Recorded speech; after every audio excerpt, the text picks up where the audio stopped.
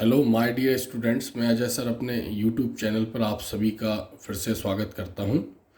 आज हम पढ़ने जा रहे हैं क्लास 12th केमिस्ट्री का चैप्टर 4 रासायनिक बलगतिकी केमिकल काइनेटिक्स, जिसमें आज हम इम्पॉर्टेंट ऑब्जेक्टिव्स पढ़ेंगे और रिक्त स्थान की पूर्ति के रूप में पढ़ेंगे। हम सभी जानते हैं कि ऑब्जेक्टिव क्लास 12th में 4 प्रकार से पूछे जाते हैं। बहुविकल्पीय प्रश्न, एक शब्द या वाक्य में उत्तर, रिक्त स्थान के रूप में और सही जोड़ी के रूप में पूछे जाते हैं। बट जिस रूप में भी इस चैप्टर से ऑब्जेक्टिव पूछे गए एग्जाम में, आज हम उनके सारे रूपों को रिक्त स्थान के रूप में पढ़ेंगे। तो आप बने रहिए मेरे साथ। हम देखते हैं क्वेश्चन पहला, रासायनिक अभिक्रिया की दर अभिकारक के खाली स्थान पर निर्भर होती है। रासायनिक अभिक्रियाएं हम सभी जानते हैं, अभिक्रिया क्या होती है। अभिक्रिया अभिकारक का उत्पाद में परिवर्तन। बट हम जानते हैं प्रायोगिक रूप से अभिकारक का जितना भाग सक्रिय होगा उतना ही उत्पाद में परिवर्तित होगा। तो हम ऐसा कह सकते हैं कि रासायनिक अभिक्रिया की दर अभिकारकों के सक्रिय द्रव्यमान पर निर्भर होती है। किस पर निर्भर होती है? सक्रिय द्रव्यमान। सक्रिय द्रव्यमान यानी अभिकारक की वह मात्रा जो उत्पाद में परिवर्तित होती है उसको हम सक्रिय द्रव्यमान बोलते हैं, और जो उत्पाद में परिवर्तित नहीं होती है वह अभिकारक का निष्क्रिय भाग होता है। नेक्स्ट सेकंड क्वेश्चन देखते हैं, तीव्र रासायनिक अभिक्रियाएं खाली स्थान सेकंड से कम समय में संपन्न होती हैं। हम सभी जानते हैं रासायनिक अभिक्रियाएं 3 प्रकार की होती हैं। एक बहुत जल्दी अभिकारक उत्पाद में परिवर्तित होता है, उसको तीव्र अभिक्रियाएं बोलते हैं, तीव्र रासायनिक अभिक्रियाएं। तो तीव्र रासायनिक अभिक्रियाएं 10⁻⁻16 से 10⁻⁻9 सेकेंड, 10⁻⁻16 से 10⁻⁻9 सेकेंड से भी कम समय में संपन्न होती है। और हम ऐसा कह सकते हैं जितनी भी आयनिक अभिक्रियाएं होती हैं वो सभी तीव्र रासायनिक अभिक्रियाएं होती हैं। आयनिक अभिक्रियाएं तीव्र रासायनिक अभिक्रियाएं होती हैं 10⁻⁻16 से 10⁻⁻9 सेकेंड से भी कम समय में परिवर्तित हो जाती हैं। नेक्स्ट क्वेश्चन थर्ड देखते हैं, विकिरण यानी प्रकाश के अवशोषण से संपन्न होने वाली क्रियाएं खाली स्थान कहलाती हैं। तो ऐसी रासायनिक अभिक्रियाएं जो विकर्णों की या प्रकाश की उपस्थिति में संपन्न होती हैं, ऐसी क्रियाओं को हम प्रकाश रासायनिक अभिक्रियाएं कहते हैं। प्रकाश रासायनिक अभिक्रियाएं, प्रकाश रासायनिक अभिक्रियाएं, प्रकाश रासायनिक अभिक्रियाएं कहते हैं, यानी प्रकाश की उपस्थिति में या विकर्णों की उपस्थिति में या विकर्णों के अवशोषण से होने वाली अभिक्रियाएं। चौथा फोर्थ क्वेश्चन देखते हैं, अभिक्रिया की दर अभिकारक के सांद्रण के खाली स्थान होती है। हम सभी जानते हैं अभिक्रिया की दर जैसे हम जानते हैं अभिक्रिया मतलब अभिकारक का उत्पाद में परिवर्तन, अभिक्रिया मतलब अभिकारक का उत्पाद में परिवर्तन, और दर मतलब परिवर्तन होने में कितना समय लगेगा। दर मतलब वेग या ठीक है उसकी जो गति है, कितने समय में अभिकारक उत्पाद में परिवर्तित हो गया है। तो अभिक्रिया की दर अभिकारक के सांद्रण के समानुपाती होगी। जब तक अभिकारक रहेगा तब तक अभिक्रिया चलती रहेगी। तो ऐसे हम कह सकते हैं कि जो अभिक्रिया की दर है वो अभिकारक के सांद्रण मतलब सांद्रता के समानुपाती होती है। नेक्स्ट फिफ्थ क्वेश्चन देखते हैं, वह कारक जिस पर प्रथम कोटि की अभिक्रिया का वेग स्थिरांक निर्भर होता है। हम जानते हैं प्रथम कोटि हमने पढ़ा है, यानी अभिकारक की वह सांद्रता, वह सांद्रण जो अभिक्रिया के दौरान उत्पाद में परिवर्तित होता है, अभिक्रिया की कोटि कहलाती है। और प्रथम कोटि की अभिक्रिया अभिकारक के प्रथम घात के समानुपाती होती है। तो ऐसा हम कह सकते हैं कि वह कारक जिस पर प्रथम कोटि की अभिक्रिया का वेग स्थिरांक निर्भर होता है, हम कह सकते हैं इसको अभिकारक की सांद्रता, अभिकारक की सांद्रता। अभिकारक की सांद्रता। क्लियर है? तो वह कारक जिस पर प्रथम कोटि की अभिक्रिया का वेग स्थिरांक निर्भर होता है अभिकारक की सांद्रता कहलाता है। छठवां क्वेश्चन देखते हैं। अभिक्रिया में भाग लेने वाले अणुओं की कुल संख्या खाली स्थान कहलाती है। तो अभिक्रिया मतलब किसी रासायनिक अभिक्रिया में, किसी संतुलित अभिक्रिया में, यानी संतुलित अभिक्रिया यानी ऐसी अभिक्रियाएं जिनमें अभिकारक तथा उत्पाद के अणुओं की संख्या बराबर होती है, ऐसी क्रियाओं, ठीक है, को हम संतुलित अभिक्रिया कहते हैं। तो संतुलित अभिक्रिया में जितने अणु भाग लेते हैं वो अणुओं की संख्या कहलाती है उसकी अणु संख्यता। अणु संख्यता, या इसको हम आणविकता भी बोलते हैं, मॉलिक्युलरिटी, अणु संख्यता कहलाती है।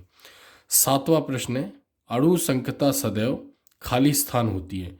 अणु संख्यता, चूंकि अभिक्रिया में भाग लेने वाले अणुओं की संख्या अणु संख्यता कहलाती है, और अणु संख्यता में जो अणु भाग लेते हैं उनका जो मान होता है वो सदैव पूर्णांक होता है। तो अणु संख्यता सदैव पूर्णांक होती है। अणु संख्यता सदैव पूर्णांक होती है। हम ये भी कह सकते हैं अणु संख्यता और अभिक्रिया की कोटि में अगर हम अंतर देखें तो जो अभिक्रिया की कोटि है वो अभिकारक की वह सांद्रता, वह मात्रा पर निर्भर करती है जो अभिक्रिया के दौरान उत्पाद में परिवर्तित हो जाती है। अभिक्रिया की कोटि का मान शून्य हो सकता है, भिन्नात्मक हो सकता है, ऋणात्मक हो सकता है, बट अणु संख्यता हमेशा पूर्णांक होती है, एक होल नंबर होती है। आठवां क्वेश्चन देखें। द्वितीय कोटि अभिक्रिया के दर स्थिरांक की इकाई। द्वितीय कोटि अभिक्रिया के दर स्थिरांक की अगर हम इकाई देखें तो इसकी इकाई होती है mole, mole inverse litre, mole inverse litre second inverse, second inverse. इसको हम एक सूत्र के माध्यम से निकाल सकते हैं जिसके बारे में हम बताएंगे। नवा क्वेश्चन देखते हैं। तृतीय कोटि अभिक्रिया के दर स्थिरांक की इकाई।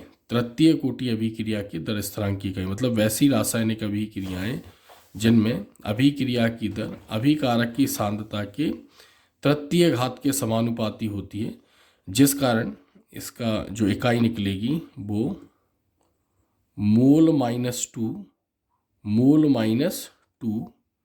लीटर स्क्वायर और सेकंड इनवर्स।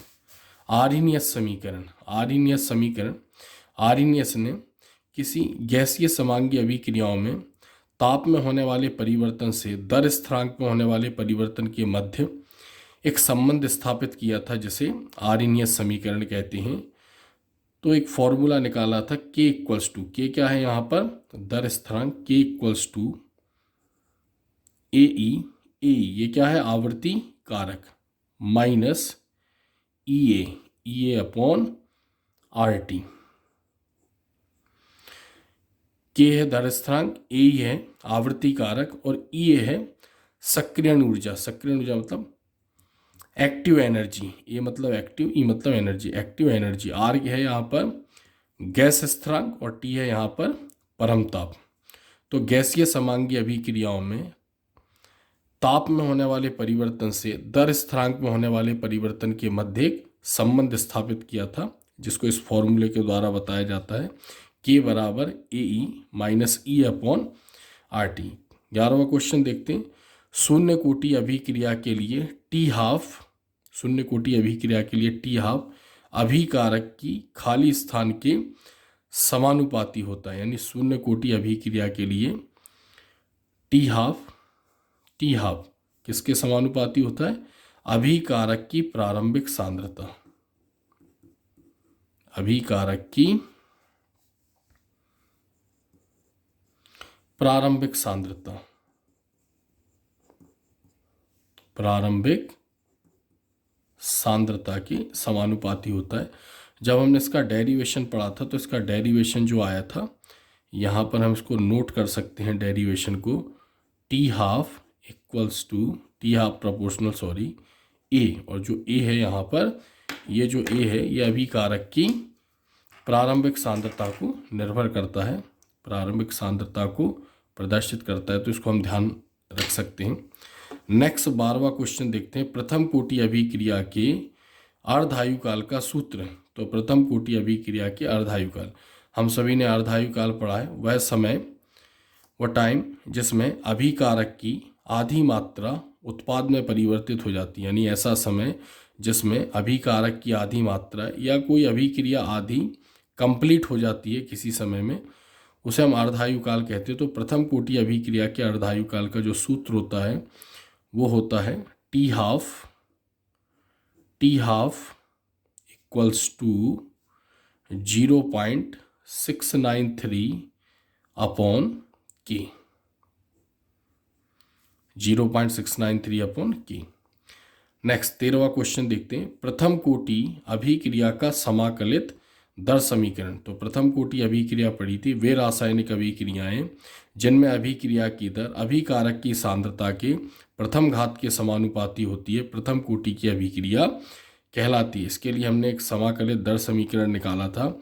तो समाकलित दर समीकरण था K equals to 2.303 upon T log 10 A upon A minus x, A upon A minus x, log 10 A upon A minus x. तो यहाँ पर ये है, K है यहाँ पर दर स्थिरांक, T है यहाँ पर समय, और नेचुरल लॉग को 10 के आधार में बदलने पर ये वैल्यू आती 2.303। A है यहाँ पर अभिकारक की प्रारंभिक सांद्रता T समय में, और A माइनस एक्स T समय बाद अभिकारक की सांद्रता, यानी अभिकारक की सांद्रता में T समय बाद होने वाला परिवर्तन। तो फॉर्मूला है K equals to 2.303 upon T log 10 A upon A minus x. Question number 14 देखते हैं, एक न्यूमेरिकल है, यदि K बराबर 5.5 into 10 to the power minus 14 second inverse है तो प्रथम कोटि अभिक्रिया का अर्धायुकाल क्या होगा। तो प्रथम कोटि अभिक्रिया का अर्धायुकाल निकालना है, तो इस फॉर्मूले के माध्यम से हम इस टाइप का क्वेश्चन सॉल्व कर सकते हैं। अर्धायुकाल मतलब टी हाफ निकालना है, 0.693 अपॉन के की वैल्यू इसको रख के सॉल्व कर देंगे, तो जो इसकी वैल्यू है वो 1.26 into 10 to the power 13 second इसके आसपास आ जाएगी। नेक्स्ट 15 क्वेश्चन देखते हैं, द्रव अनुपाती क्रिया या सक्रिय द्रव्यमान का नियम किसने प्रतिपादित किया था। तो हमने इसको पढ़ा है, द्रव्यमानुपाती क्रिया का नियम या सक्रिय द्रव्यमान का नियम, यानी इसको किसने प्रतिपादित किया था। तो इसको किसने प्रतिपादित किया था, गुल्डबर्ग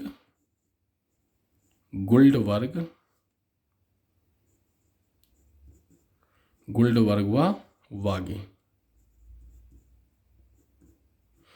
तो द्रव्यानुपाती क्रिया या सक्रिय द्रव्यमान का नियम पढ़ा था, किसी रासायनिक अभिक्रिया की दर अभिकारक के सक्रिय द्रव्यमान के समानुपाती होती है।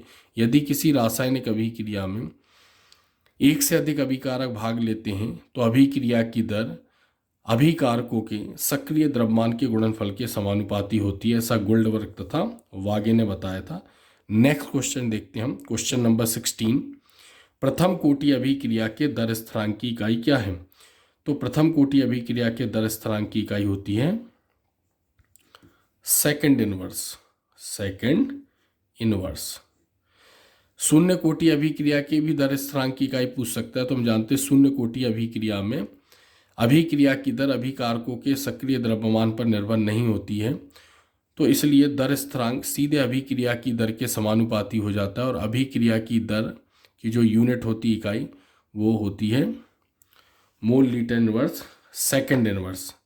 तो ऐसे अगर प्रथम कोटि अभिक्रिया के दर स्थिरांक की इकाई देखें तो सेकंड इनवर्स, द्वितीय कोटि अभिक्रिया के दर स्थिरांक की इकाई देखेंगे तो mole minus litre second inverse, और तृतीय कोटि अभिक्रिया के दर स्थिरांक की इकाई mole minus 2 litre square second inverse होती है। 17वां क्वेश्चन देखें, एथिल एसीटेट का अम्लीय जल अपघटन एक खाली स्थान क्रिया है। तो एथिल एसीटेट का जल अपघटन जब हम कराते हैं तो ऐसा लगता है, ऐसा प्रतीत होता है कि एक अणु उत्पाद में परिवर्तित हो रहा है। तो एक अणु उत्पाद में अगर परिवर्तित होता है तो प्रायोगिक रूप से हम उसको प्रथम कोटि की अभिक्रिया कहते हैं, ऐसा आभास होता है।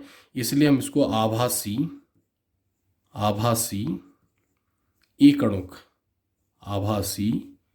एक अणुक क्रिया भी कहते हैं। तो आज हमने चैप्टर 4 रासायनिक बल गतिकी के एक महत्वपूर्ण ऑब्जेक्टिव क्वेश्चंस पढ़े हैं। ये किसी भी रूप में आ सकते हैं एग्जाम में, बट हमने इसको रिक्त स्थान के रूप में पढ़ा है। ये बहुविकल्प के रूप में भी आ सकते हैं, वन वर्ड एक शब्द के रूप में भी आ सकते हैं, सही जोड़े के रूप में भी आ सकते हैं। तो आप इनका अध्ययन एक बार अच्छी तरीके से कर लें। अगर इसमें कोई डाउट आता है तो आप मुझे कमेंट्स बॉक्स में जाकर लिख सकते हैं। अगर मेरा वीडियो आपको अच्छा लगता है तो प्लीज़ मेरे वीडियो को लाइक करें, सब्सक्राइब करें और शेयर करें, और उन बच्चों तक इस वीडियो को पहुंचाएं जिनको इसकी बहुत आवश्यकता है। अगले नए वीडियो के साथ हम फिर से मिलेंगे अपने चैनल पर। धन्यवाद।